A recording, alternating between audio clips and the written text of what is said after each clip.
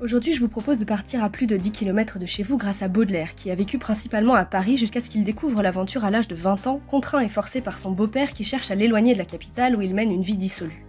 L'exotisme de l'île Maurice et de la Réunion lui inspirera beaucoup de poèmes, notamment À une dame créole, l'un de ses premiers textes.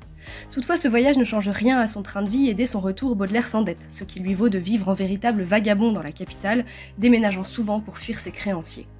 Détestant de plus en plus Paris, Baudelaire part en Belgique, mais le séjour tourne mal et il le vit comme un véritable exil. Sa misanthropie et son spleen en sont considérablement aggravés. Quand il devient aphasique puis hémiplégique, ses proches organisent son retour à Paris. Baudelaire envisage de s'installer près de sa mère à Honfleur, mais son état ne le lui permet pas et il meurt dans une ville qu'il exècre.